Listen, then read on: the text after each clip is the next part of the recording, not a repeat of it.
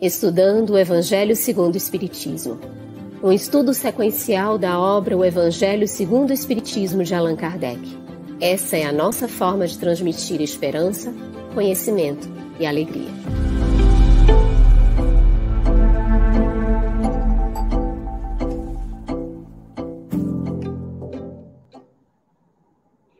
Irmãs e irmãos queridos, sejam muito bem-vindos ao Estudando o Evangelho segundo o Espiritismo. Nós cumprimentamos a todos que estão aqui chegando, já deixando as suas mensagens, os seus cumprimentos, e trazendo as boas-vindas para o nosso querido Carlos, agradecendo já por esse aprendizado, oportunidade de parceria. As intérpretes para Libras, Eliane Carvalho e Tainan Chinum, do Grupo de Estudos Surdos Espíritas. Aos nossos convidados de hoje, Denise Lino, palestrante e escritora espírita, idealizadora e apresentadora do programa Literatura Espírita, Prazer em Conhecer, e Calcide Sarrorish, coordenador do estudo aprofundado da doutrina espírita da Federação Espírita do Estado de Goiás. Agradecemos imensamente aos parceiros de transmissão. Muito bem, obrigado, Lu. Nossa saudação fraterna a você que está acompanhando aí de casa, e é uma satisfação estarmos dividindo aqui a responsabilidade, Luziane, e as nossas boas-vindas a Denise, que retorna aqui conosco, uma satisfação muito grande, e Calci também, né? E as nossas intérpretes para Libras. Hoje nós vamos dar continuidade ao estudo do capítulo 5 do Evangelho segundo o Espiritismo, Instruções dos Espíritos. A felicidade não é deste mundo. É o item 20. Muita gente, às vezes, atribui, até o mesmo lá no passado, provavelmente alguma palestra, disse que Jesus falou que a felicidade não é deste mundo, mas isso está no Evangelho segundo o Espiritismo, não no Evangelho de Jesus, não é? E é uma mensagem de François Nicolas Madeleine, Cardeal Morlot, em Paris, 1863. Nós vamos perguntar agora já para Denise. A riqueza, o poder e a juventude são condições essenciais à felicidade? Poderia nos explicar, por favor? Fechado o microfone, Denise. Desculpa. Boa noite a todos. Boa noite ao Carlos, Luciane, Calci, as intérpretes de Libras, os nossos internautas. Vamos lá, Carlos, nós estamos aqui com um item muito interessante do Evangelho segundo o Espiritismo, que é uma tese espírita, na verdade, você colocou muito bem na pergunta, não é uma frase de Jesus, a felicidade não é deste mundo, é uma tese espírita que aparece nesse item 20 do capítulo 5 do Evangelho segundo o Espiritismo, que é um capítulo dedicado à análise do sofrimento à luz da doutrina espírita. E, de acordo com esse texto do Cardeal Morlot, nós temos aí alguns dados que se repetem nas nossas vidas, no lugar onde estamos, podemos observar isso com muita felicidade. Nós encontramos jovens infelizes, encontramos pessoas abastadas, muito abastadas, infelizes, pessoas que são consideradas bonitas pelos padrões, pelas regras de beleza. Nós encontramos pessoas que atravessaram a vida e estão na velhice infelizes, e encontramos também índices de infelicidade em crianças. Então, essas condições que são consideradas os fatores externos de sucesso, né, a juventude, o dinheiro, o poder, a riqueza, elas não constituem na Terra ainda elementos seguros para a felicidade, porque são todos transitórios. Então, esse é o ponto que eu gostaria de destacar. A riqueza, o poder, a juventude, o dinheiro não são as fontes da felicidade exatamente porque são transitórios, são externos, são condições com as quais nós podemos conviver durante uma quadra da nossa vida e nas outras não mais, e mesmo sendo portadores de uma dessas condições ou de todas elas reunidas, isso ainda não é a garantia para que esse mundo, que é o mundo de provas e expiação, nos permita experimentar uma felicidade plena. Mas não vou adiantar aqui não, que a gente tem outras questões para hoje à noite, para deixar o Calci falar também sobre o tema. Excelente, Denise. Você já nos traz esse panorama de felicidade com olhar de profundidade. Já deixa a dica para que a gente vá caminhando nesse conceito mais profundo de felicidade. Calci, aqui nessa instrução dos espíritos, na felicidade não é deste mundo, nesse item 20 do capítulo 5º, Bem-aventurados os aflitos, encontramos um trechinho que diz assim: neste mundo, por mais que faça, cada um tem a sua parte de labor e de miséria, sua cota de sofrimentos e de decepções. Então não há completa felicidade na Terra, Calci? O microfone.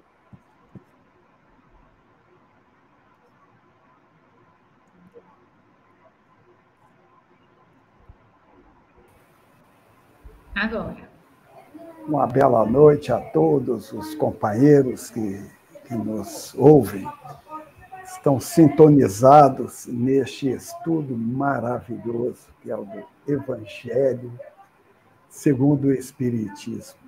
Os melhores ensinos de Jesus, os mais destacados.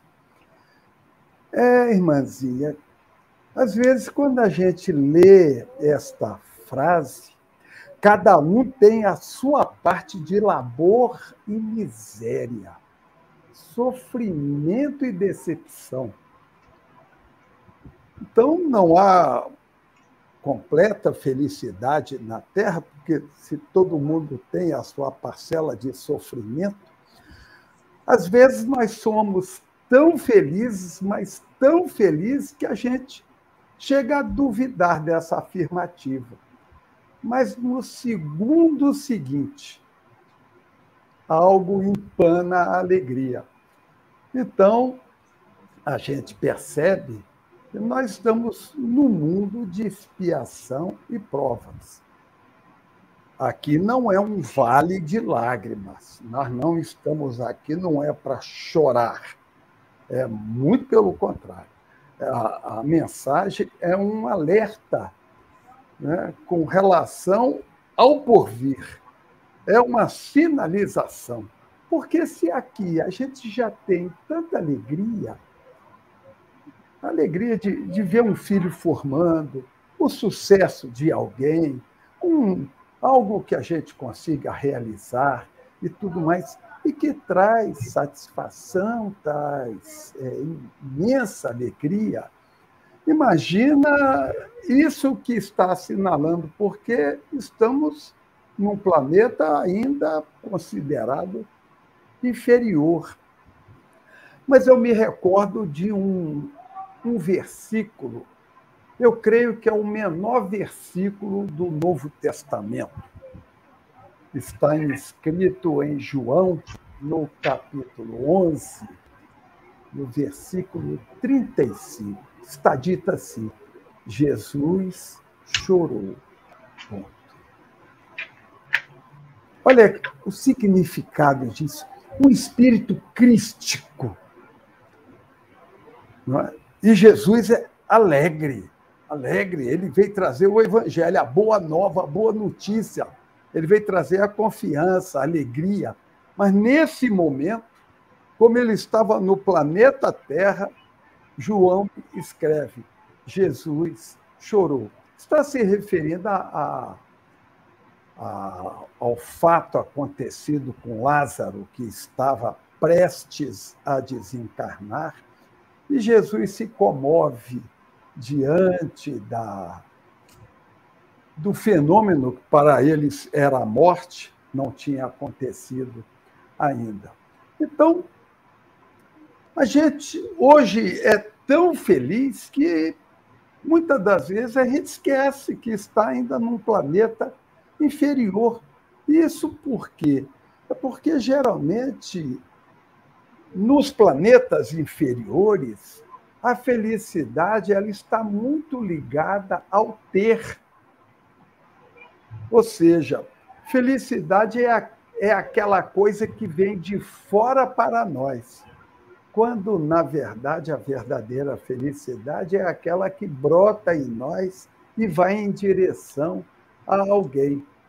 Eu me lembro, certa feita, o grande amigo Jerônimo Mendonça, uma figura extraordinária e inesquecível para todos nós, o chamado o gigante deitado, não é?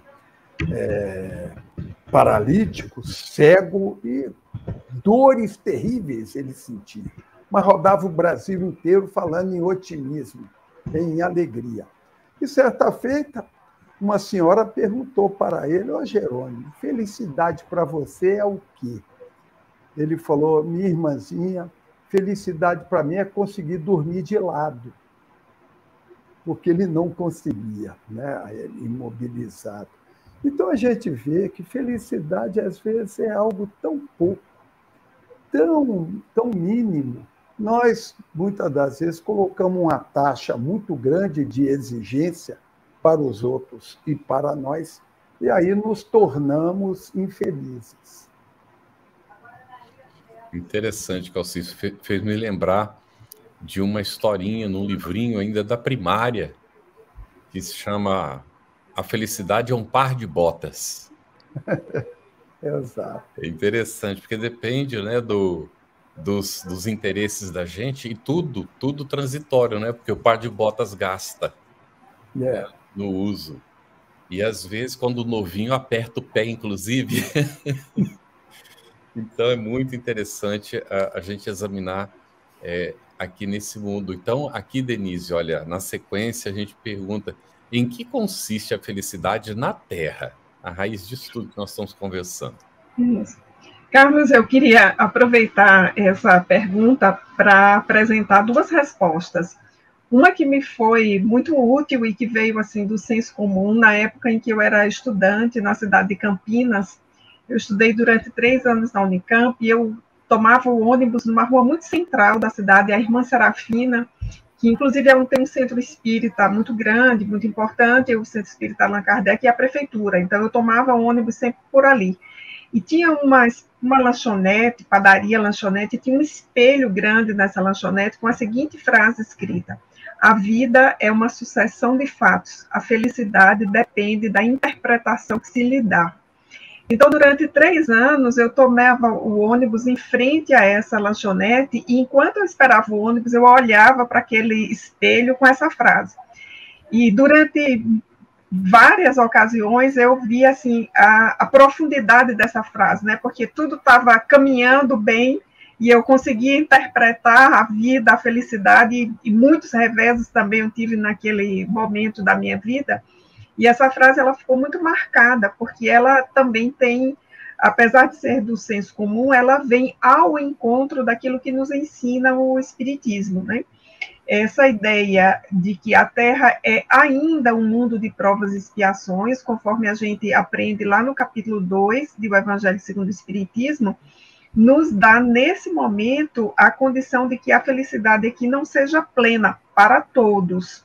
Um ou outro, né, pode até dizer-se que atingiu uma felicidade plena, mas como o Calci lembrou que até Jesus chorou, então nós estamos num mundo ainda em que essa felicidade plena, ela é uma felicidade de momentos, ela não é uma felicidade de uma vida inteira. E o texto que nós estamos estudando, particularmente, ele vai nos dizer que a felicidade na Terra consiste na ponderação. Essa é a justificativa que aparece nesse item 20 do capítulo 5, que é extremamente importante para nós. Ponderação em tudo, ponderação em todas as circunstâncias. E eu queria ainda, Carlos, remeter para um outro texto, que eu gosto muito, que está no Evangelho segundo o Espiritismo, no capítulo 2, um texto de autoria do codificador, que é o ponto de vista. Quando Kardec nos traz o ponto de vista da vida futura. Então, lá no capítulo 2, nós encontramos esse argumento para a felicidade na Terra, é termos esse ponto de vista da vida futura, ou seja, a vida na Terra é uma passagem, e passará, e nós estamos aqui acumulando experiências. Então, ora com um pouco mais de alegria e felicidade, ora com mais dificuldades, algumas vidas com quadras mais demoradas de dificuldades, mas isso tudo faz parte do aprendizado sobre a valorização da experiência terrena. Excelente, Denise, muito bom. E nós identificamos aqui, né, no chat, nós já temos os nossos companheiros de São Paulo, Rio Grande do Sul, Rio de Janeiro, Bahia, Brasília, Estados Unidos e Argentina. E a gente quer fazer um convite a todos vocês que já estão aqui, que estão chegando também, para colocarem as suas perguntas, os seus comentários, porque esse momento aqui é de construção nosso, é um estudo que nós vamos construindo e vamos aproveitar a presença da Denise e do Calci para esclarecer as nossas dúvidas. Então, vamos para o Calci agora, com um trechinho também, que está nesse item 20, onde a afirmativa é a seguinte: se a morada terrena são peculiares as provas e a expiação, forçoso é se admita que algures, moradas há mais favorecidas, onde o espírito, conquanto aprisionado, ainda numa carne material, possui em toda a plenitude os gozos inerentes à vida humana. Você poderia comentar para a gente, Calci, esse trecho, por favor?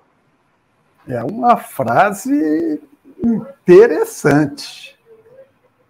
Interessantíssimo, porque diz: aprisionado ainda numa carne material, ou seja, ele não está se referindo a nenhuma região espiritual estratosférica longe, não.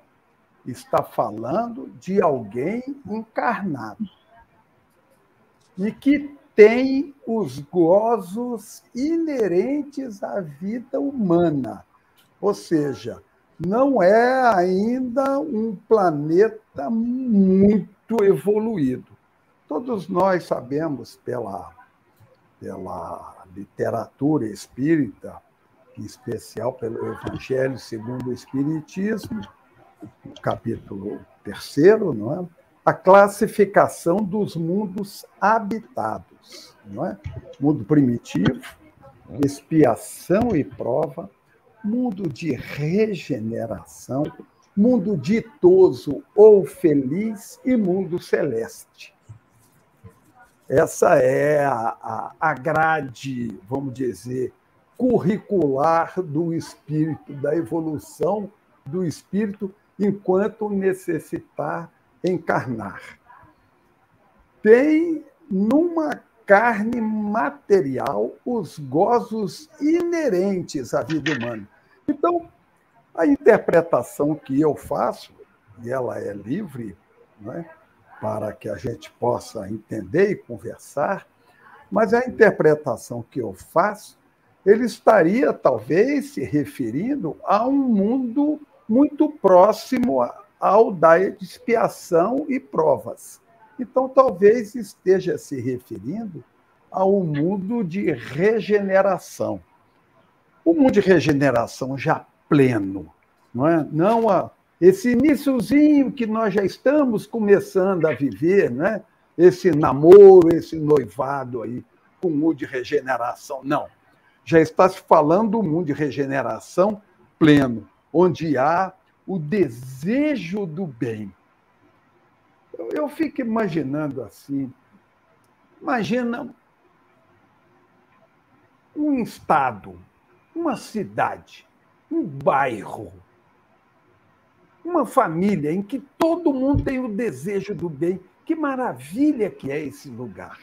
Agora, você imagina um planeta em que, apesar de estar vivendo na carne, com as necessidades inerentes à vida humana, mas já o desejo do bem, já a vontade de querer crescer, já dentro, no peito de cada um, já há aquela necessidade, aquela vontade de ser bom, de querer resolver as questões, não atrapalhar ninguém, ser útil a todos e tudo mais.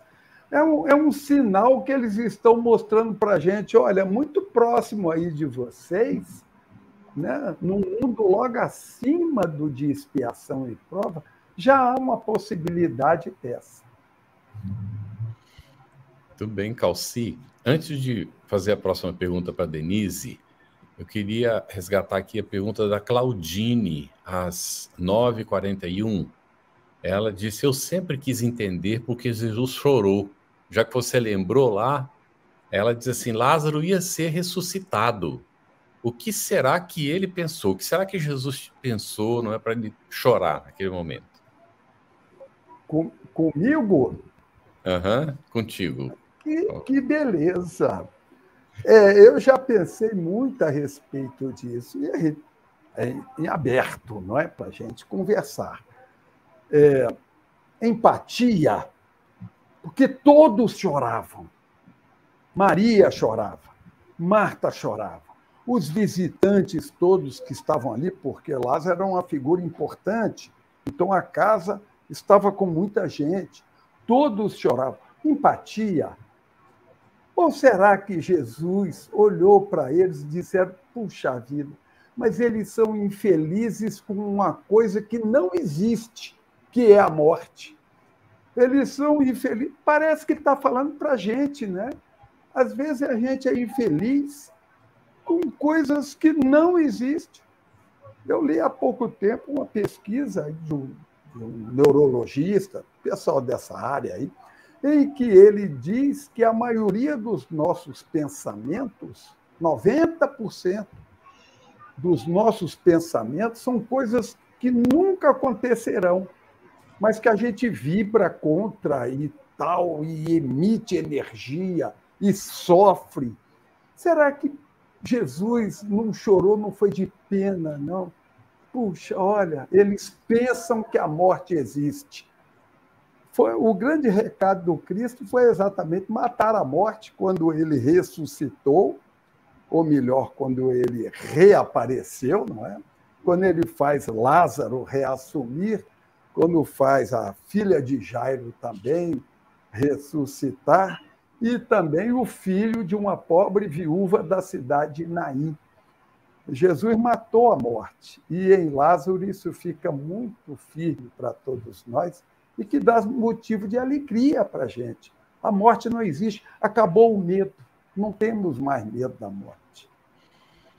Muito bom, Calci. Me fez lembrar da descrição de Eurípides Barçanufo, e num dado momento ele está na região e ele olha e vê que está Jesus diante dele, né? Estou resumindo bem, e aí ele vê que Jesus está chorando e pergunta se Jesus estaria chorando por aqueles que ainda não conheciam o Evangelho, né? Que viviam ignorantes E aí Jesus respondeu: não, eu choro por aqueles que conhecem o Evangelho, mas não o aplicam, não vivem conforme. Exato. Então, a sua resposta está bem nesse sentido, né? Ele estava ali ensinando, tentando, e o povo chorando porque alguém tinha morrido, né? Que é natural a saudade que a gente sente, mas não esse sentimento de perda que a gente ainda tem, não é? E é tão impressionante, ninguém perde ninguém de forma nenhuma, não é? Muito bom, Calci. Aí, Denise, agora então, sabemos que a Terra não está destinada a ser para sempre um mundo de dores e sofrimentos. Por quê? Isso, uma ótima pergunta, Carlos, e o Calci já encaminhou para a gente na resposta anterior, né, que ele deu, passou a bola certinho para o lado de cá. Então, é importante lembrar para os internautas que nos acompanham aqui no estudo que esse item 20 dialoga muito com o capítulo 2, que nós já citamos, do Evangelho segundo o Espiritismo. E o Calci fez até um resumo, né, da grade, como ele disse, de progressão dos mundos. Então, nós temos os mundos primitivos, de provas e expiação, os mundos de regeneração, os mundos ditosos e os mundos celestes. Então, a Terra não está destinada a ser sempre esse mundo que é hoje. Isso é uma aplicação da lei de evolução. A lei de evolução vale para toda a criação divina. Então, vale para nós e vale para os mundos. A Terra está num momento que, pelo menos para mim, é muito estimulante estar reencarnado nesse momento, testemunhar essa mudança de fase, essa mudança de patamar. Calci lembrou bem, nós estamos aí numa espécie, né, de primeiro enamoramento, digamos assim, estamos vendo, né, a aurora do mundo de regeneração chegando aos pouquinhos, em alguns lugares já mais perceptível, porque já há uma sensibilização dos habitantes da Terra, isso para viver conforme o bem. A mudança para o mundo de regeneração não se fará por decreto, mas por mudança do comportamento da maioria dos habitantes, e quando nós temos uma maioria vivendo o bem, nós conseguimos imprimir muito claramente essa perspectiva de mundo de regeneração, cuja principal característica é o bem prevalecer sobre o mal.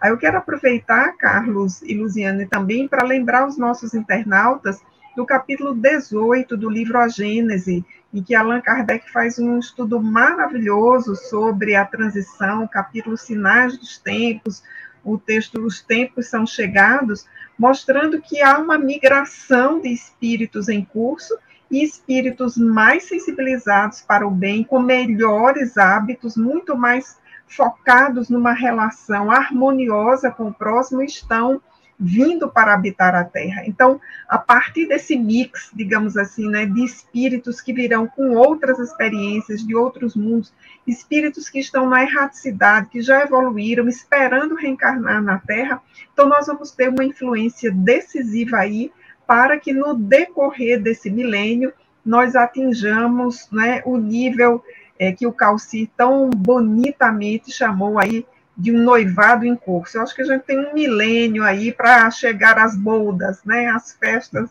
a festa das boldas aí. Vamos nesse milênio reencarnar, aliás, corrigindo, muitas vezes para ajudar exatamente a Terra a sair desse patamar em que ela está hoje, em que o mal prevalece sobre o bem, e aí, consequentemente, nós temos dores, sofrimento e expiação. Muito bom, Denise. Calci, de que forma o Espiritismo contribui para que neste mundo a felicidade não seja uma palavra vã? Beleza de pergunta. E aí a gente vê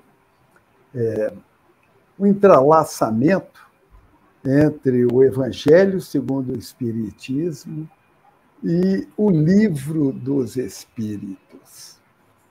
Eu gostaria de me reportar à questão 922, em que Kardec pergunta qual seria a fórmula da felicidade, ou seja, que pudesse atingir a todos, embora as pessoas sejam diferentes, tenham anseios diferenciados e que, portanto, nem todos ficariam felizes com uma medida só, Kardec pergunta qual seria uma medida que pudesse abranger a todos. E eu penso que a resposta vem no encaixe dessa pergunta que você me fez, porque os espíritos respondem para a vida material a posse do necessário. Perfeitamente. Sem o mínimo para se viver, pelo menos minimamente uma posição digna, ter onde morar, o alimento e tal, muito difícil ser feliz. Muito difícil. Agora, os espíritos complementam. Para a vida moral ou para a vida espiritual, a consciência tranquila e a fé no futuro. É a fé no futuro que não torna, que é a contribuição que a doutrina espírita dá para todos nós com relação à felicidade. Está ruim agora? Está ruim? Você está fazendo um curso intensivo, dolorido e doloroso, mas com fé no futuro, ou seja, amanhã será melhor. Essa certeza que a doutrina espírita apresenta para a gente é que dá a todos a certeza da felicidade. Embora a pessoa esteja passando por dificuldade, ela tem a certeza absoluta de que aquela dificuldade veio para ali aprimorar o espírito, veio para ali deixar um ensinamento. Não é castigo de Deus, não é punição de ninguém, é a possibilidade que a pessoa tem de crescer, de evoluir, de aprender algo. A fé no futuro é o que remete para todos nós a possibilidade de sermos felizes, de anteciparmos a felicidade sem precisar esperar chegar lá certa feita eu ouvi uma crítica de alguém ateu e dizendo, mas vocês religiosos são muito interessantes, porque é sempre o amanhã, é sempre o amanhã, é sempre o depois, é depois. Não, agora, imediato, não, é depois. E esse depois não chega nunca. Quer dizer, o companheiro ele tem razão na análise que ele fez com relação a determinados segmentos do cristianismo, que coloca, por exemplo, uma vida só e morreu, e você vai para o inferno, vai para um sofrimento. A Igreja Católica já mudou completamente essa ideia. Já divulga que inferno é estado de alma e tudo mais. Mas a pregação, a informação ainda está circulando por aí. Quando a doutrina espírita diz para você, você fez um curso aqui chamado Reencarnação, você retorna ao plano espiritual, faz um checklist, verifica onde é que precisa acertar, onde precisa melhorar, e você retorna. Ora, isso dá uma alegria na pessoa em antecipar essa futura felicidade para os tempos de hoje. Então, essa é a contribuição que a doutrina espírita dá. Excelente, Calci. A gente seguindo aqui nos questionamentos, e aí a gente queria ver, Denise, a primeira pergunta aqui, trazida pelo nosso público, é da Jeane Lima. Ela estava aqui cedinho, colocou uma pergunta para a gente. E ela diz assim: amigos, no item 20, consagrai-vos todos à propagação do Espiritismo, que já deu início à vossa própria regeneração. Poderia explicar, Denise? Ok, Luziane, eu queria primeiro cumprimentar a Jeane, que está representando aí o grupo que está acompanhando o estudo ali, lendo antecipadamente o texto e deixando aqui as suas questões. Jeane, veja bem, esse final do item 20, essa frase está quase no final, não é? O Cardeal Morlot, que é o autor do texto, ele vai nos trazer uma espécie de convite, uma invitação, digamos assim, e uma tarefa para todos nós: consagrai-vos à propagação do Espiritismo, que já deu início à vossa própria regeneração. O que significa isso? Nós temos aí duas informações importantes. A primeira delas é esse convite para que nós não façamos do Espiritismo aquela pérola que foi enterrada, ou aquele talento que foi enterrado na parábola contada por Jesus. Nós precisamos colocá-lo, e aqui para citar uma outra parábola, e também uma outra alegoria, acima do velador. Então, a candeia acima. Então, nós precisamos divulgar o Espiritismo, fazê-lo conhecido, para colaborar naquilo que a gente pode chamar da divulgação desse paradigma de amorosidade de Jesus, para o qual, por exemplo, o inferno é de fato um estado de alma, conforme o Calci lembrou antes, e Allan Kardec traz na obra O Céu e o Inferno, por exemplo. A outra informação que aparece nessa citação, Jeane e amigos, é uma informação muito importante. Vejam só, o Espiritismo já deu início à vossa própria regeneração. Então, nós temos aí uma sutileza nessa informação que nós podemos desdobrar em duas informações. A primeira delas é que o próprio advento do Espiritismo, ele é um marco do processo de regeneração na Terra, do processo de transformação. É um marco. Kardec vai, inclusive, retomar essa citação em A Gênese, se não me falha a memória, dizendo que já estava em curso o processo de regeneração. E a outra, nós podemos ler essa informação de modo reflexivo, com esse pronome aí de tratamento, a vossa própria regeneração. Então, ao contato com o Espiritismo, nós iniciamos a nossa própria regeneração. E quando nós nos encontramos com essa mensagem, vemos o bem que ela nos faz, o poder transformador em nossas vidas, nos cumpre, de fato, Jeane, divulgá-la. É por isso que nós estamos aqui às 22h05 fazendo esse estudo do Evangelho segundo o Espiritismo, e em Libras também, né? Estamos aí buscando divulgá-lo de diferentes formas. Eu tenho uma pergunta para fazer para o para o Calci. Calci, uma situação, né? Houve uma pergunta, uma colocação, mas a gente não vai apresentar, não, para não expor a pessoa, tá bem? Eu vou te falar um caso hipotético relacionado com isso. Alguém está casado com uma pessoa e, de repente, a coisa não dá certo. Mas ela continua amando a pessoa, e a pessoa já constituiu outra família e seguiu. A minha pergunta é, a nossa felicidade depende das outras pessoas e da relação com as outras pessoas? Na verdade, não. A felicidade não depende de coisa alguma material ou de quem quer que seja. Porque a felicidade é algo que nasce dentro da gente e vai para o exterior. Não é nada que vem de fora. Nós ainda estamos num processo, todos nós, o planeta Terra inteiro, em que a felicidade é ter o carro novo, né? Um relacionamento, ganhar um dinheirinho, um dinheirão, né? Ter a possibilidade de passear, de passar um final de semana, não sei aonde, andar de iate e tal. Ok, mas isso ainda não é. Esses são arremedos de felicidade, são incentivos para que a gente procure efetivamente buscar a felicidade. Aquele que é feliz, ele é feliz com, ele é feliz sem, e ele é feliz apesar de.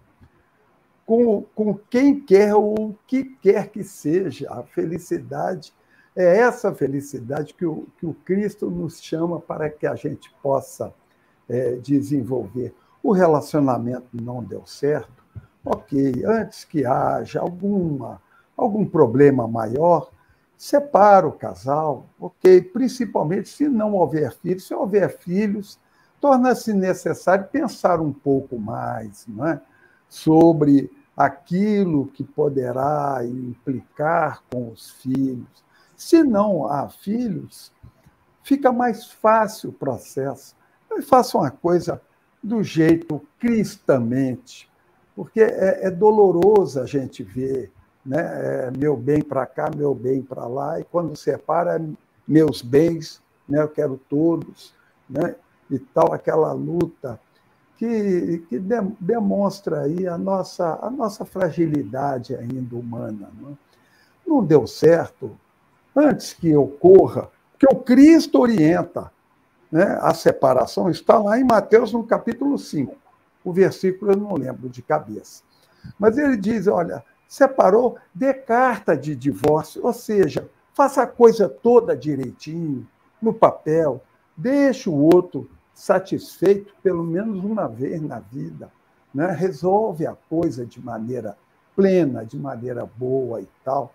E aí você vai ser feliz, não se preocupe, porque quem quer a felicidade do outro merece ser feliz.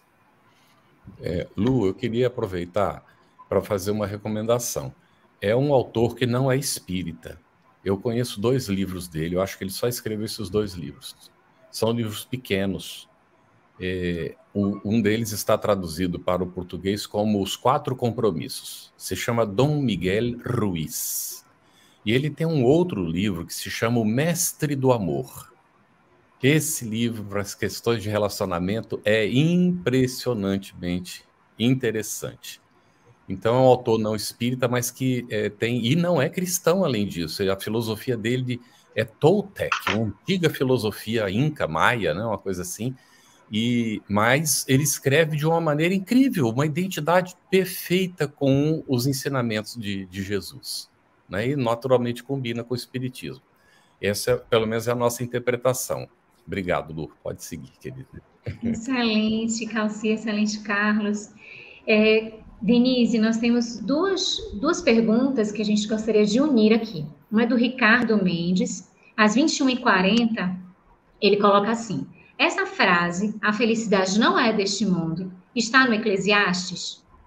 E o Alexandro, às 21h41, que traz assim: a felicidade não é deste mundo, está para o meu reino, não é deste mundo? Uhum.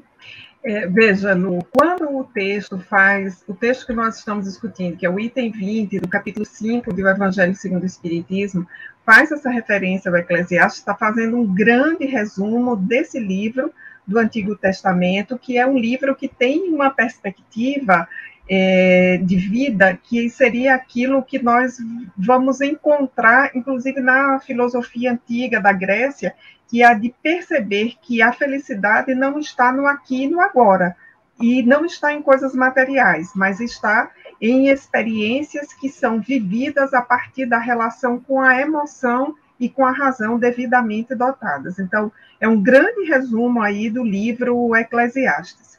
E quando a outra pergunta associa a felicidade não é deste mundo, pode ser vista ou está correlativamente para a sentença de Jesus, o meu reino não é deste mundo, eu diria que fazer uma associação assim, uma está para a outra, é também resumir muito essas duas, né? E deixar de ver que elas têm pontos que se tocam, mas também há informações que extrapolam. Veja, quando Jesus afirmou, meu reino não é desse mundo, ele estava, de fato, referindo-se à sua condição de espírito crístico e que não pertencia àquele mundo, nem a este, voltado para as questões materiais.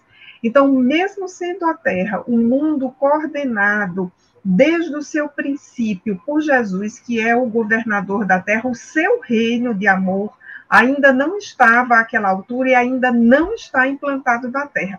Por isso, com toda a autoridade, Jesus pode dizer, o meu reino não é deste mundo. E aí, quando a gente compreende em profundidade essa sentença de Jesus, fica fácil entender também que a felicidade não é um elemento constitutivo de um mundo que está apenas no segundo degrau do processo evolutivo dos mundos. Então, é querer muito para a Terra que a felicidade, num mundo em que o mal prevalece sobre o bem, seja plena e seja para todos. Então, pedir muito desse momento que a Terra está. Nós não vamos colher esse fruto agora, ele é para um outro momento, para uma outra fase da nossa evolução. Muito bem. É interessante que Jesus utiliza um advérbio de tempo, não é? Meu reino ainda não é deste mundo, né? Ainda não é, quer dizer, vai ser um dia, né? Ainda não é, quer dizer, será um dia. Mas você, quando falou, Denise, na minha cabeça, imediatamente, o Carlos comentou que não estava nos textos dos evangelhos, mas um comentário no Evangelho segundo o Espiritismo. Na mesma hora, eu fiz o link exatamente com a frase de Jesus, dizendo, meu reino não é deste mundo. Ou seja, é por isso que a felicidade ainda não é plena, não é? O companheiro que fez o link, eu fiz o mesmo também. Interessante. Muito interessante. E eu fui procurar a frase realmente no Eclesiastes, né? Mas a Denise respondeu magistralmente. A frase resume o conteúdo, não é? Que está lá no Eclesiastes. Por isso que a gente não encontra a frase, mas esse conteúdo está lá e a frase resume, é um resumo maravilhoso realmente. Muito interessante. Carlos, a gente também não pode esquecer, não é, o autor desse texto, o cardeal Morlot, era alguém que, na última existência, conheceu muito bem e profundamente as Escrituras, não apenas o Novo Testamento. A sua formação o levava a conhecer a Bíblia como todo. Então, por isso ele fez o resumo de um livro inteiro numa sentença. Uma frase. Uhum. E fala um pouquinho mais, Denise, do cardeal Morlot. Você viu mais alguma coisa interessante? Eu procurei aqui um pouquinho, eu gosto de biografias, né? Então, primeiro eu fiz uma varredura no Evangelho segundo o Espiritismo de quantos e quais textos esse autor tinha escrito. Recentemente eu andei fazendo esse levantamento inteiro para o Evangelho segundo o Espiritismo para ver os coautores de Kardec. Então, o cardeal Morlot, ele escreveu 3 textos, quer dizer, deve ter escrito mais, mas Kardec recolheu 3 textos para o Evangelho segundo o Espiritismo, que item 20 do capítulo 5, A Felicidade Não É Deste Mundo, e no 17, que é aquele capítulo precioso, Sede Perfeitos, nós temos 2 itens em seguida do Cardeal Morlot, que é o item 8, A Virtude, e o 9, os superiores e os inferiores. E aí eu fui dar uma procurada na vida dele, né, que está disponível na Wikipédia, todo mundo pode achar com facilidade, e aí quem quiser aprofundar, eu vou citar aqui, Carlos, aquele mesmo livro que eu citei semana passada, que vale muito a pena, Os Expoentes da Codificação Espírita, uma obra editada pela Federação Espírita do Paraná. Lá, sim, nós vamos encontrar muito mais informações. Eu acho que é importante destacar essas biografias para que o estudante que está começando conosco aqui, ele veja essa correlação da última vida desses autores que assinam mensagens em toda a codificação e no Evangelho em especial, com os textos que eles estão ditando. Então, o Cardeal Morlot foi, como o próprio nome diz, né, cardeal católico, chegou a ser arcebispo de Paris, foi uma pessoa importante a seu tempo, reencarnou ali no final daquele chamado período do terror da Revolução Francesa, teve uma vida relativamente longeva para aquele período, em torno de 70 e poucos anos, uma vida extremamente ativa ao final. E tudo leva a crer, pelo que eu olhei aqui da biografia dele, já um estudioso muito reflexivo e com muito cuidado para as questões práticas do Novo Testamento. Por isso, ele volta em O Evangelho segundo o Espiritismo, escrevendo sobre a felicidade, a virtude e a relação entre os superiores e os inferiores. Ele, que foi alguém que ocupou um cargo importante. Fica a dica, né? Procurar as biografias para ver como elas estão correlacionadas aos textos. Contigo, Lu. Calci, a gente tem uma pergunta aqui do Fábio Brito. Às 21h45. A felicidade é realmente relativa? No nosso nível de estágio evolutivo, sim. Observa bem. Fábio Brito, eu vou te propor uma questão. Vamos imaginar que você receba uma determinação médica de que, de hoje em diante, você só pode comer um pratinho de comida por dia. Um pratinho pequeno, daquele de festa aquele prato de plástico, né? Você só pode comer um pratinho daquele por dia. Imagina isso. Você ficará feliz ou infeliz? Eu penso que você ficará infeliz. E por quê? Porque você está acostumado a mais do que um pratinho desse por dia, não é? A gente toma café da manhã, a gente almoça, tem gente que lancha, tem o jantar, tem a ceia e tem gente que ainda salta a geladeira de madrugada. E diz que a geladeira tem lâmpada exatamente para isso mesmo, para poder não precisar acender a luz da cozinha. Então, nós que temos mais do que um pratinho de comida por dia, nós vamos ficar muito tristes. Mas eu garanto para você que 2 bilhões de pessoas no mundo ficariam extremamente felizes se tiver garantido todo dia um pratinho de comida por dia, porque eles não têm. Então é por isso que a felicidade é relativa. Aquilo que torna um feliz, a mesma coisa torna o outro infeliz, porque as necessidades são diferentes. E é por isso que a felicidade é relativa. Muito interessante. A Marlene Tax fez um comentário às 9h50, bem relacionado com o que você colocou agora, Calci.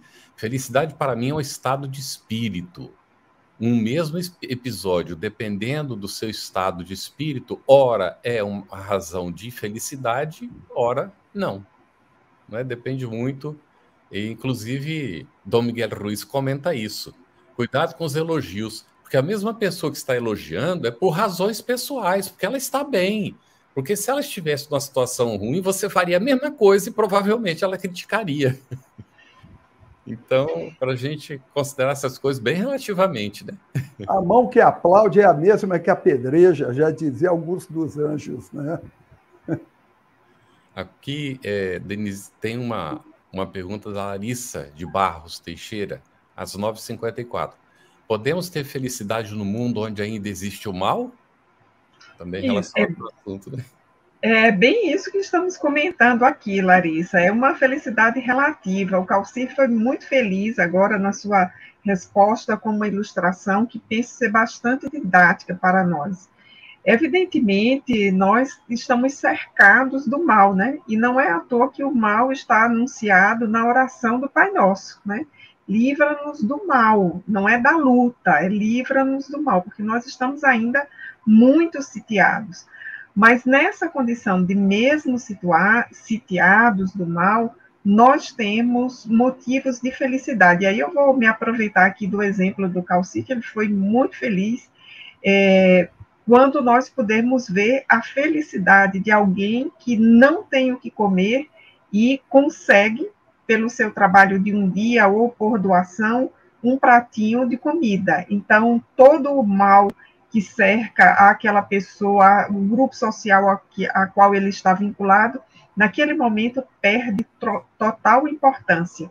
E aí eu queria lembrar também, a partir do que o Calci citou, reafirmar aqui a importância da resposta 920 de O Livro dos Espíritos, né? Então, para a felicidade no campo material, aquilo que dá à vida dignidade. Essa é uma grande luta da Terra ainda, e os espíritas, desde a codificação, se empenham muito claramente sobre isso. Nós precisamos garantir aos nossos irmãos mais próximos as mínimas condições de dignidade. Tanto é que o Evangelho segundo o Espiritismo há o belíssimo texto de Kardec, os infortúnios ocultos, ou seja, aquele personagem que protagoniza lá o texto dos infortúnios ocultos, aliás, aquela mulher, acho importante destacar isso, ela estava tentando construir nos seus limites a felicidade no mundo cercado de muitos males e de muitos desafios. Então, a felicidade é ainda uma experiência que é individual, caminhando para o coletivo nesse momento que estamos agora atravessando. Excelente, Denise. E nessa mesma linha de reflexão, de raciocínio, a gente encontra aqui, já aprofundando um pouquinho, o Ricardo Mendes, às 21h56. Calci, pode não ter a felicidade plena, mas tem momentos de felicidade plena? Aí a gente teria que entrar no aspecto filosófico, o que é plenitude, né, e o que é felicidade, né? Porque mesmo nesse sentido pleno, né, que a gente pode dar, mesmo assim ele ainda é relativo, né? Mas, para te responder positivamente, Ricardo Mendes, eu penso que sim, né? E a gente tem tanta alegria, não é? O time ganhou o campeonato, você fica alegre, não é? Você conseguiu, teve uma conquista boa e algo que você estava lutando muito por conseguir, passou no concurso, num vestibular, venceu uma dificuldade, conseguiu concluir o curso e tudo mais. Tudo isso são a felicidade plena dentro de um mundo relativo, dentro de um mundo de expiação e prova. O que o texto do Evangelho chama a atenção para a gente, porque ele começa assim, não sou feliz. Aí você já pensa, nossa, lá vem, né, coisa triste, né? Lá vem mensagem para baixo, coisa down. Não, a mensagem é positiva, é para cima. Sejamos felizes mesmo com as dificuldades. É isso que a mensagem, o item 20 do capítulo 5 do Evangelho, traz para a gente. E a felicidade plena, sim, plena dentro daquilo que a gente almejava, sim, perfeitamente, sem problema. É interessante, né, que a gente normalmente vê a felicidade como um fim, um objetivo a ser alcançado, né? E quando a gente, ao contrário, vê a felicidade como o caminho, ou seja, a gente sentir satisfação no que faz, não é? Procurar fazer de fato. Até tem uma situação de um rapaz bem, assim, saía muito bem na profissão, e um jornalista foi fazer entrevista com ele, perguntando se o pai dele tinha influenciado na decisão dele pela profissão. Aí o rapaz disse que sim, aí o jornalista ficou decepcionado, né? Poxa, porque na psicologia os pais não devem ficar direcionando os filhos para a profissão, não é? Então, ele perguntou, mas como que ele influenciou? Aí o rapaz disse, olha, o meu pai, quando chegou o momento, né, que eu tinha que entender da vida e tomar minhas decisões, ele disse, meu filho, escolha fazer o que você gosta, o que você se sente bem, porque aí você fará isso bem feito e naturalmente você se sentirá feliz do que você estiver fazendo. Então não pense primeiro no salário, pense em fazer o que você realmente tem satisfação de fazer. E isso não é normalmente a orientação que a gente passa, né? Então o jornalista se sentiu aliviado, porque o pai não direcionou, o pai deu foi uma diretriz, não é? Para o filho. Agora, Denise, às 9h59, a Mirelle Moraes coloca assim, qual a visão espírita no sofrimento de uma mãe ao perder sua única filha aos 6 anos durante o tratamento do câncer? Menos de 5 meses entre os sintomas e a desencarnação. E ela comenta, dói muito, e de fato dói, né, Denise?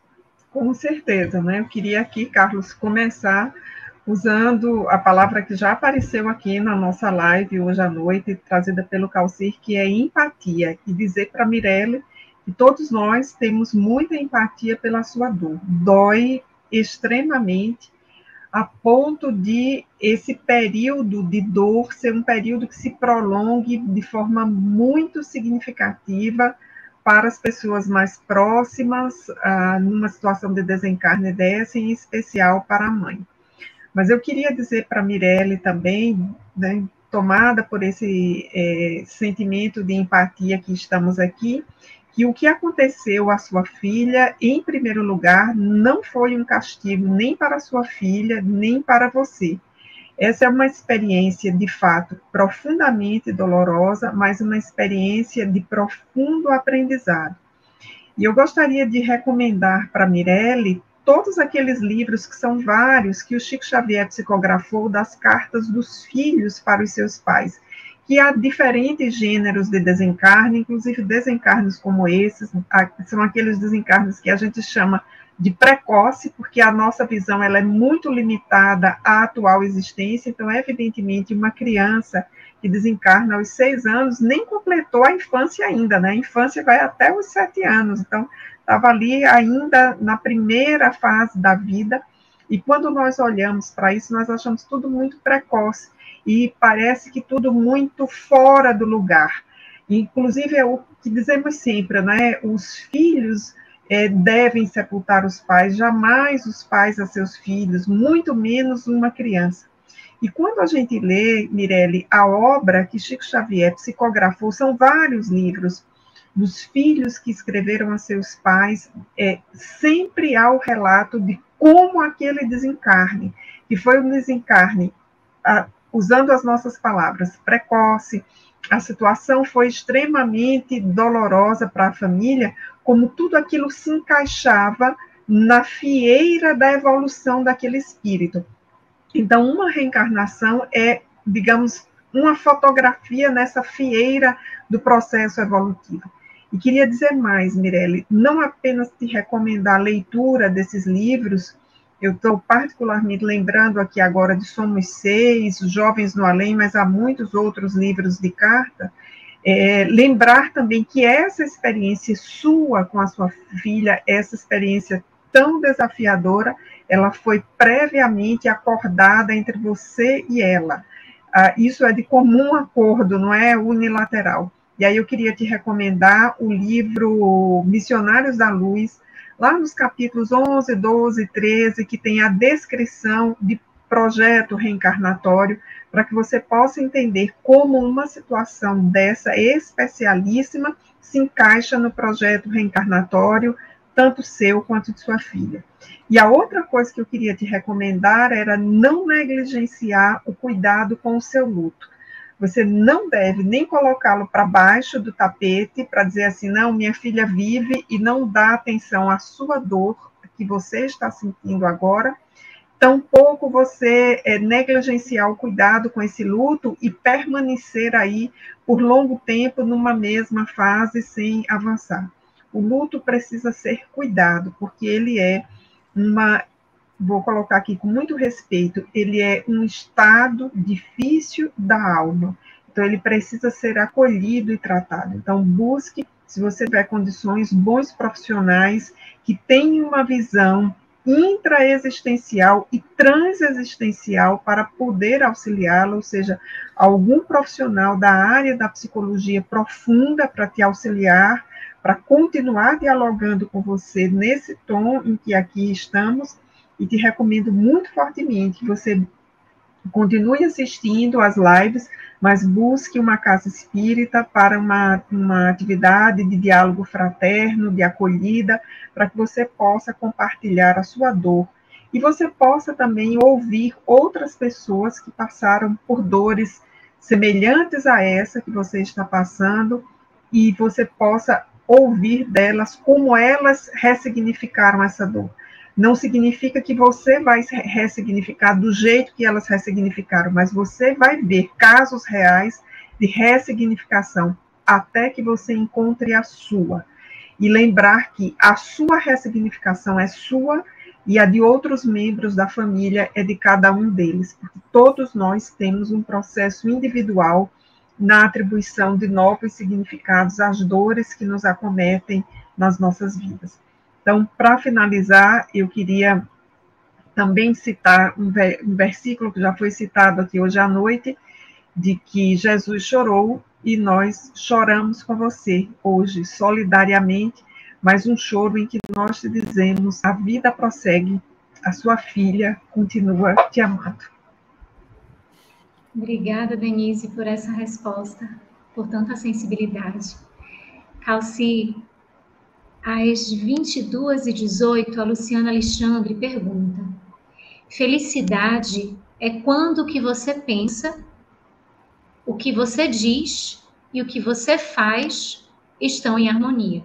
Mahatma Gandhi. E aí ela faz a pergunta: para o Espiritismo é isso mesmo? Se a felicidade não é desse mundo? Perguntinha boa, Luciana. Perguntinha boa. Felicidade é quando aquilo que você pensa, aquilo que você diz e aquilo que você faz estão em harmonia. Sim, pode ser, mas aí a gente fica pensando aqui, mas o que é o que a pessoa pensa, o que diz, entre o que pensa e o que diz, traz algo de útil para si? Traz algo de útil para alguém? Porque, observa bem, é impressionante, quando a gente ajuda alguém na rua, alguém pede uma informação, e você sabe onde é que fica a rua, que a pessoa está perguntando, e você informa, ela te agradece e vai embora, e você fica alegre, porque você foi útil para alguém. Então, a felicidade está mais centrada, segundo a doutrina espírita, na utilidade em que a gente pode ser para alguém, corroborando aí, embasado, melhor dizendo, no ensinamento do Cristo, amar o próximo, aquilo que você faz de útil para si mesmo, para você, né? Amar a si mesmo, amar o próximo, estaremos amando a Deus, portanto, quando a gente já consegue estar bem com essas duas pessoas, eu e o próximo. Muito bem. Eu vou fazer uma pergunta que está colocada aqui. Aí depois você faz mais uma para o Calci e a gente encerra com a última para a Denise. Pode ser, Luziane? Olha, a Inês Maria, às 10 em ponto, colocou o seguinte, Denise. Há 2 anos venho vendo várias lives do Espiritismo. Sou católica. Nesta pandemia não vou à igreja. Espiritismo e religião é religião ou uma doutrina? tipo, qual sua religião? Espírita? Isso, Inês, veja só. Então, a sua pergunta nos aponta um momento, talvez, de autodescoberta que você está fazendo. Você está buscando um caminho. Mas veja como você traz uma marca que é muito importante você fazer um processo de reconciliação em relação a ela. Porque você está afirmando, eu sou católica, nesta pandemia não fui à igreja, não vou à igreja. Será que você não precisa fazer uma reconciliação com a sua crença de base? Ou você poderia e já se sentiria nesse momento mais confortável, mais segura e mais à vontade para fazer de fato um mergulho profundo no espiritismo e compreender como a filosofia espírita, que é a da moral do Cristo, organiza essa religião que é o espiritismo e para a qual sim nós temos essa resposta. Como religiosos, nós somos espíritas. Então, eu recomendo, Inês, que você possa fazer uma conversa com você mesma, sabe? Agendar um tempo você com você mesma e você se perguntar, olha, daqueles fundamentos que eu aprendi na Igreja Católica, quais são aqueles com os quais eu ainda mantenho uma compreensão e mantenho em relação a eles uma fidelidade?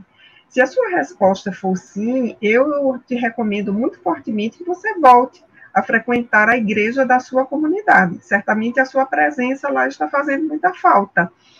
E se você revisar esses fundamentos e você, após 2 anos de pandemia, assistindo lives espíritas, você já tiver uma outra compreensão sobre aqueles fundamentos, então eu te recomendo muito fortemente que você procure uma casa espírita mais próxima de onde você reside ou uma casa espírita com a qual você se afinize. As casas espíritas, assim como as igrejas, voltaram a funcionar presencialmente, e eu tenho certeza que se você for uma instituição espírita, você será muito bem resolvida. E, por fim, eu diria assim que não é tão bom prolongar esse conflito, essa dúvida em que você está, porque acho que você vai ficar rodando ali em círculos sem resolver essa questão. Então, talvez você possa ter, inclusive, um período em que você observe um pouco, vá a uma instituição espírita, observe a dinâmica, como são as práticas, continue observando as lives, volte à sua igreja de base para que você possa tomar uma decisão segura no futuro e ter um perfil ao qual você possa responder. Eu, de fato, sou uma católica praticante, integrada à minha instituição, ou eu sou uma espírita, de fato, integrada à minha instituição. Eu costumo dizer, Carlos, já disse várias vezes em grupo de estudo, em live, tem 2 sentenças muito parecidas, que são aquelas católico não praticante e espírita simpatizante. Isso é uma e mesma coisa, são os 2 lados de uma mesma moeda. Porque o católico não praticante, ele não está vinculado aos fundamentos, ele não está lá vinculado à comunidade de base dele. E o espírita simpatizante também não está preocupado com a reforma moral, não está preocupado em aprofundar os estudos, ambos vão seguindo aquele lema do samba, né? Vida leva eu, deixa-me levar. E a vida não é bem assim, a gente precisa tomar posturas. Eu vou concluir essa resposta aqui, porque eu sei que o nosso horário está estourado, lembrando a sentença de Jesus, seja o vosso falar sim, sim, não, não. Então, a gente precisa refletir e tomar uma decisão. Excelente, Denise. Calci, a penúltima pergunta de hoje. Alexandra Araújo, às 22h23. Os apóstolos nutriam uma felicidade imensa, mesmo com tantas adversidades do mundo. Qual é o caminho para essa felicidade plena? Olha, quem é que convive com Jesus e ficaria triste? E Jesus dizia para eles e diz para nós, caminhar enquanto tendes luz, né? Eu sou a luz do mundo. E nós temos, através das religiões, porque o cristianismo ele tem vários segmentos, todos eles importantíssimos, todos eles conduzindo a Deus. A gente pega os 3 grandes segmentos do cristianismo, a Igreja Católica, o movimento evangélico e a doutrina espírita, não é? E é o Cristo, através desses movimentos, que vem nos trazer a sua informação, o seu exemplo, a sua alegria. A sua indagação é muito interessante, porque tem muita gente que coloca aquele Jesus sofrido, né, com a cara de sofrimento e tal. Tiremos Jesus da cruz, né? Ele está atuando numa alegria extraordinária de servir. Meu Pai trabalha e eu trabalho. Então, é o Cristo dizendo que Ele está conosco até o final dos tempos. Então, esse é motivo para todo cristão ter a felicidade plena. Você brigou com o chefe, não se preocupe, o chefe do chefe do chefe dele é Jesus, com quem você tem ligação. Então, fique tranquilo, faça aquilo que você tem que fazer, cumpra a sua obrigação e seja feliz, tenha essa felicidade plena aí que você merece. Muito bem. Vamos, então, à última pergunta, Denise. Denise, a gente queria te pedir um comentário final, breve tem que ser, sobre a questão da busca pela felicidade, mesmo no mundo de dores e sofrimento, unindo com a ideia que foi apresentada, inclusive uma pergunta lá atrás, que acho que até já foi respondida, mas que poderia unir as duas coisas, se possível. Deveis todos consagrar-vos à propagação desse espiritismo, que já deu começo à vossa própria regeneração. O que significa isso, diante dessa questão da felicidade? Acho que o programa hoje, a gente aliás, o estudo, né, Carlos? A gente poderia dizer que foi um estudo bem redondinho, né? As perguntas nos permitiram explorar o tema e, de fato, nós saímos daqui com uma conclusão, a partir de vários exemplos, de que no atual estágio da Terra, que ainda é um estágio agudo de provas e expiação, essa felicidade, ela não é possível ainda que ela seja plena, nem para todos, nem que ela seja plena para cada um de nós ao longo de toda a nossa vida. A doutrina espírita nos leva a esse ponto de vista, né, como citamos aqui, que é o ponto de vista da vida futura, é esse ter a fé no futuro, porque é o que faz exatamente com que nós possamos reconfigurar as situações que, de um ponto de vista material, são de infelicidades, mas que para nós espíritas são situações desafiadoras e de aprendizado. O que não significa dizer, Carlos e amigos, que nós não soframos, né? Não significa dizer isso, mas significa dizer que nós temos um modo de sofrer que nos leva à compreensão do sofrimento.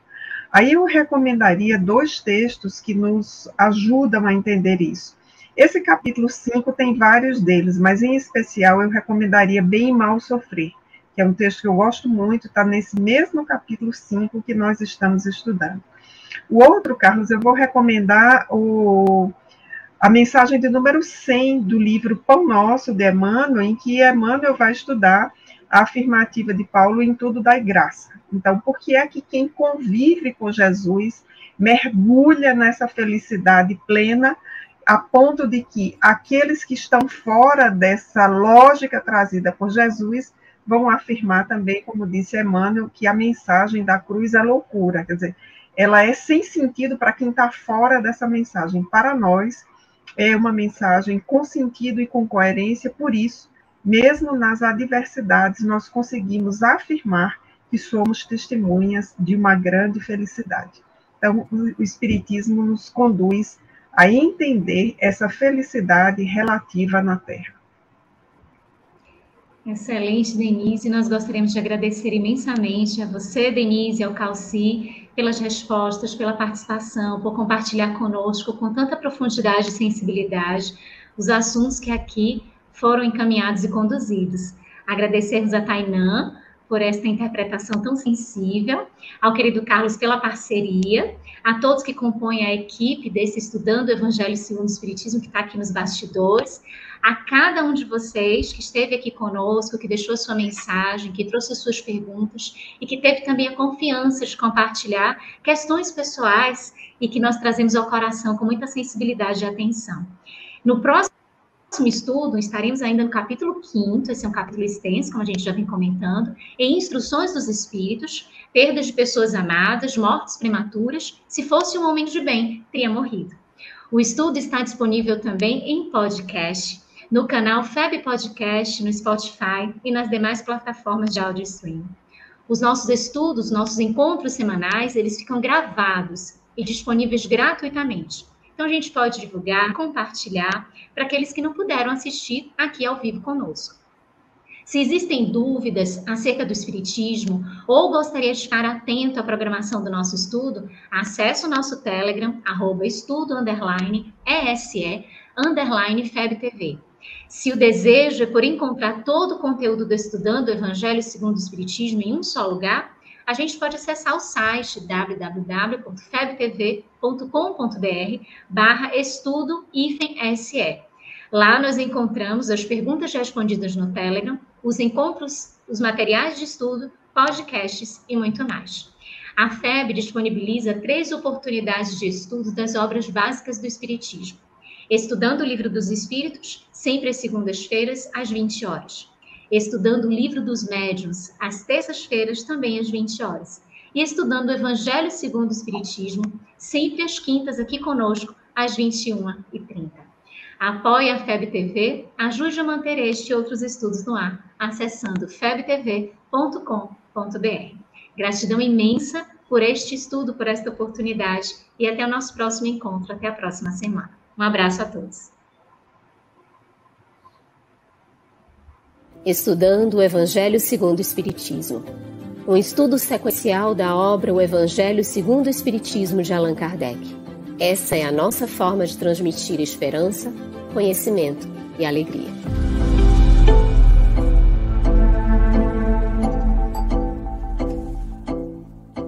Aproveitando a minha expressão de gratidão, dizer que tu continues a participar, colaborando tanto quanto possível, para que esta proposta de amor e de paz continue a celebrar a vida por mais longos anos, porque a necessidade do mundo é impiedosa, crescente. E nós não podemos, que vivemos o bem, ficarmos ociosos, parados e contemplando, achando que Deus vem fazer aquilo que nós precisamos fazer. Minha gratidão, o meu abraço e o meu terno convite para que continuemos juntos com a FEB TV no ar, brilhando luz.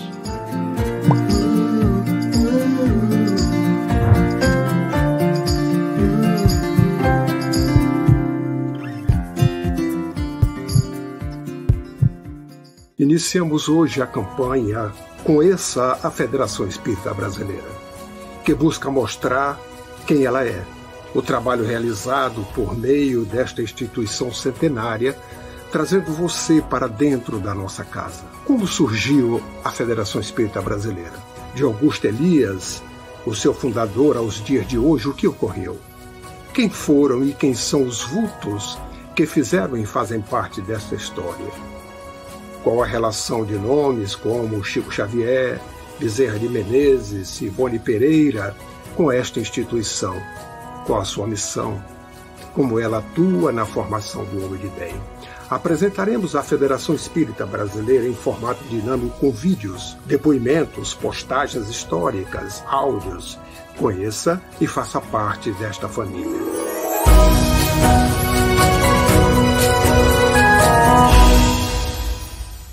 A Federação Espírita Brasileira lança o portal FEB Podcast, com conteúdos em áudio que objetivam esclarecer e consolar corações para uma postura de vida com fé, harmonia e esperança. Diretamente dos estúdios da Federação Espírita Brasileira, está começando o podcast Espiritismo em Pauta. Você está ouvindo o podcast Estudando o Livro dos Espíritos. Olá, eu sou o Thiago Toledo e você está ouvindo o podcast do Cidadão do Universo. Você está ouvindo o podcast do Entre Dois Mundos. Você está ouvindo o podcast do Gostinho de Leitura, estudando o Livro dos Médiuns. Olá, eu sou a Marina Miranda e você está ouvindo o podcast Minha Nada Mole Encarnação. Essa é a nossa forma de transmitir esperança, conhecimento e alegria.